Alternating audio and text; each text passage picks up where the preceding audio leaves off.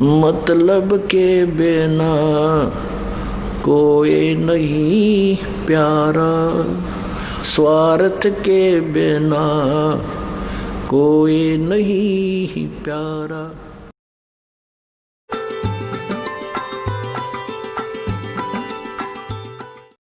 परमपिता परमात्मा ने बताया है कि मैं चारों युगों में आता हूँ, अपना यथार्थ ज्ञान करवाता हूँ।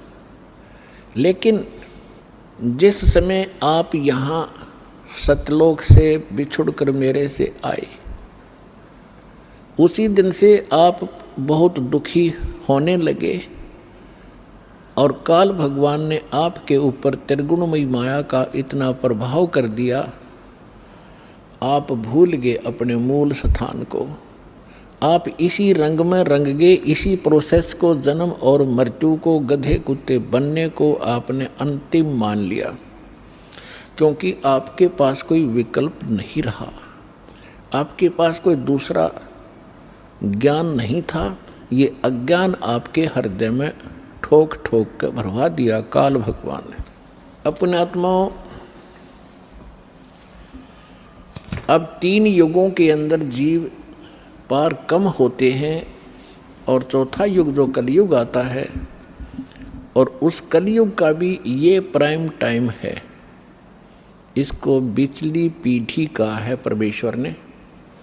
परमात्मा ने कलयुग को 3 चरणों में बांटा है।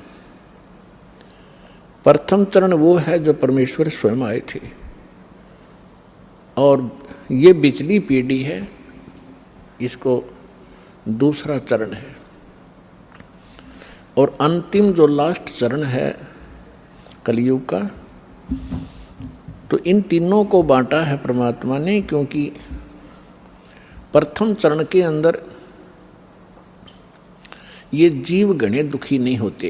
पहले वाले युगों से की तुलना में तो दुखी होते हैं, लेकिन इतने नहीं होते, इतनी जलालत नहीं भरती जितनी अब भरगी हमारे अंदर। इसका कारण क्या है ये बताएंगे आपको। अब परमात्मा ने, जब हम यहाँ आ गए, हम मरने लगे, जब हमें बहुत दुख हुआ। क्यों मर रहे हैं?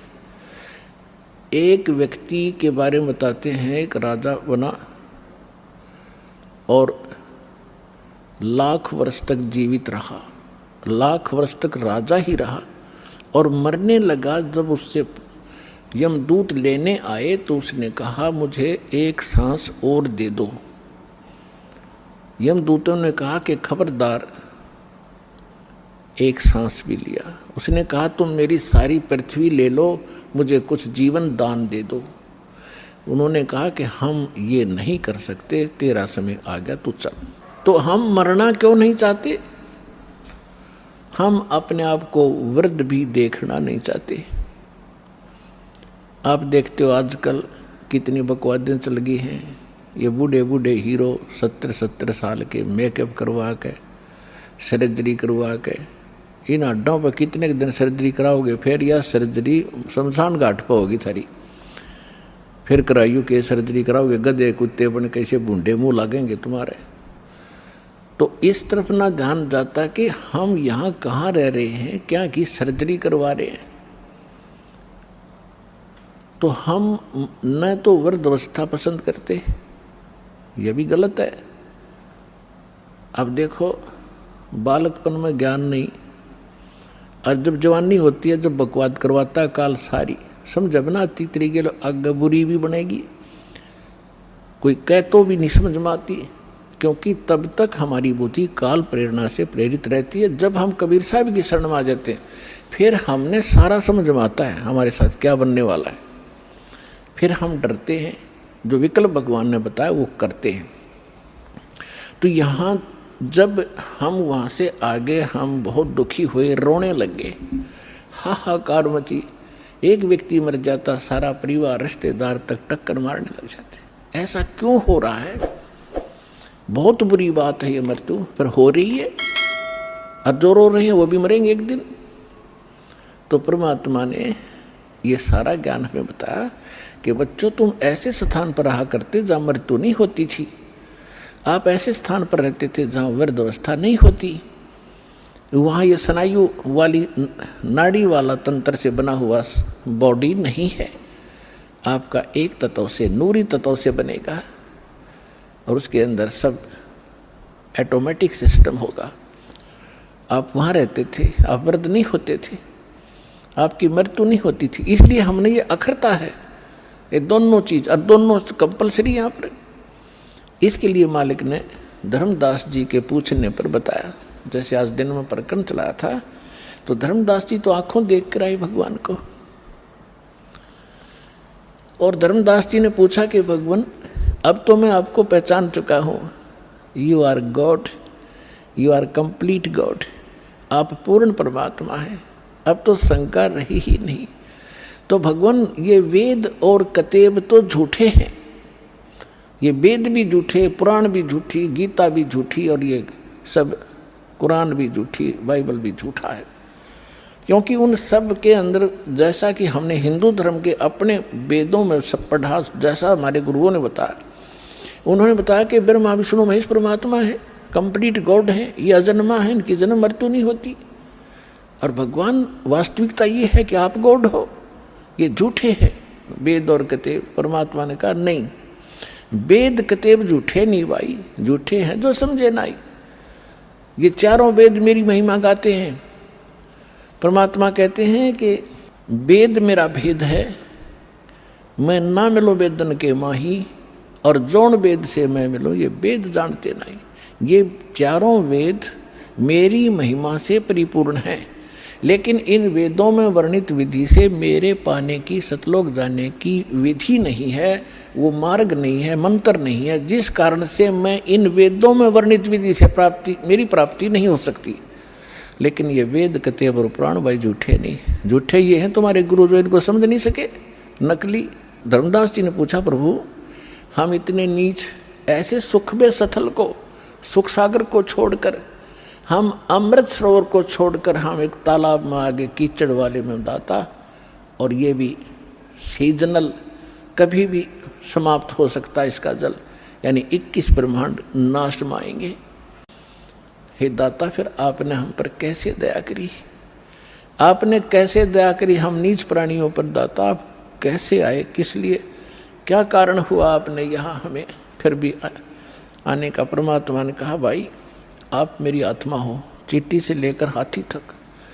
आज जितने भी काल ने आपको बांट दिया, हिंदू मुस्लिम सिख ईसाई ना जाने कितने धर्म बना दिए और नाना प्रकार की पंथ बना दिए, एक दूसरे के दुश्मन बना दिए, जीव को जीव खा रहा, पशुओं को मनुष्य खा रहे हैं, तो ये सभी मेरी आत्माएं हैं। अपने का दुख अपने को होता है, जिसको तुम भगवान मान बैठे ये भगवान नहीं है, ये स्वयं काल है, खुद कहता मैं काल। और आपको दिखता है कितनी सुविधाएं दे रखी हैं, अच्छी बढ़िया काजू किस्मत सेब संतरे खाने को है, कनक है, चावल बासमती है, शुगर बना ली, सारा बढ़िया काम कर रखा है, बढ़िया हवा चलती है। तो ऐसे लगता है जैसे बड़ा दयालु है परमात्मा, जिसने हमारी इतनी केयर टेक की हुई है। और जब ये मारता, जब कहाँ जाती है इसकी दयालुता। परमेश्वर ने कहा तुम कसाई के लोक में रह रहे हो, ये कसाई है। परमात्मा ने इसको काल कसाई कहा है। काल कसाई हसत है, सर्वलोक को खाए, और अंकुश निर्गुण नाम का सतगुर दर पकड़ा जाए। जैसे कसाई बकरे पालता है, उनको सब सुविधाएं देता है, उसके लिए शेड भी बनाता है, छाया के लिए, गर्मी सर्दी से बचाने के लिए बाड़ा लगाता है, कोई हिंसक पशु ना खा जाए, उसमें तालाब भी बनाता है, चरागाह भी बनाता है, पाली भी छोड़ देता है, उनको संभालने के लिए नौकर। और वो भोले प्राणी, भोले बकरे और बकरियां समझते हैं ये हमारा मालिक कितना दयालु है, हमारी कितनी देखभाल रखता है। और जब वो आता है उनके समूह में, तो वो उससे प्यार करते हैं, ऊपर को पैर उठा कर सीने से लगाना चाहते हैं ऊपर। वो भोले पशु कि ये हमारा नेक मालिक है, और वो ऐसे हाथ लगाता है, उसको चाटते हैं जीव वैसे अपने मालिक समझ गए।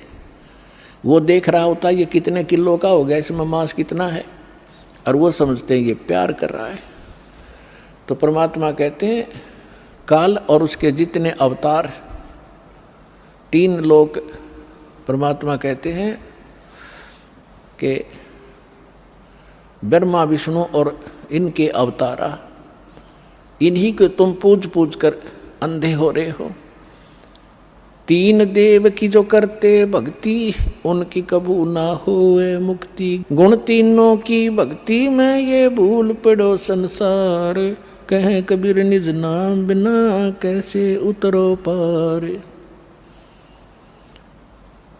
तो परमात्मा ने बताया कि तुम जिसको अपना मानते तुम्हारा दुश्मन है, ये तुम्हें खा रहा है, इसको श्राप लगा हुआ 1,00,000 मानव शरीरधारी प्राणियों के नित आहार करने का और 1,25,00,000 नित उत्पन्न करने का। अपने आत्माओं देखो, आप विद्यार्थी हो, ये दास स्पिरिचुअल टीचर है।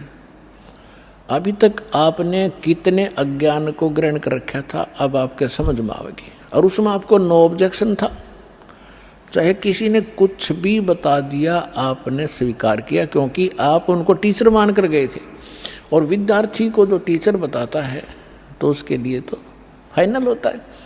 तो इसी प्रकार अब जब यहाँ आप आओगे, आपके वो पुराना रंग पुराना ज्ञान धर्मदास जी के तरह कुछ दिन आड़े जरूर अड़ेगा, लेकिन इस ज्ञान के अंदर इतनी ताकत है, इतनी सत्यता है इसके अंदर कि हृदय में समा कर रहेगा। और जितना भी आपके अंदर वो अटपट था सब निकल जाएगा, पर ज्ञान धैर्य से सुनते रहना पड़ेगा। तो इसलिए दास जो ज्ञान देता है, इसको सुनना इस पे विशेष मंथन करने की आवश्यकता नहीं है, क्योंकि मंथन वहाँ किया जाता है जहाँ शंका को हम स्वयं समाधान खोजने की चेष्टा करते हैं। यह सारी शंकाएं सत्संग से आपकी समाप्त हो जाएंगी। और ये समझकर सुनते रहना, अपनी अटपट ना करना, नहीं तो मार खा जाओगे धर्मदास की तरह। ध्यान से सुनते रहना, आपकी बुद्धि तक वो ना पहुँचते हैं कि ये ऐसे कैसे हो गया, छोड़ देना उसको। दास के एक एक वचन को ऐसे समझ लेना जैसे परमात्मा का ज्ञान है, परमात्मा की दी हुई वाणी है, उसी का ज्ञान है। तो भगवान का दिया हुआ ज्ञान झूठा नहीं हो सकता। यदि दास अपनी तरफ से बनाकर कहता तो उसमें त्रुटि 100 मिल जाती, इसमें त्रुटि नहीं होंगी, लेकिन आपकी बुद्धि वहाँ तक ना पहुँच सकेगी। वो आपका अभी अनुभव की त्रुटि रहेगी, और अनुभव में आपको सत्संग का अभाव रहा होगा। ज़्यादा सुनने के बाद ये समाप्त हो जाएंगे, इसका यही विकल्प है।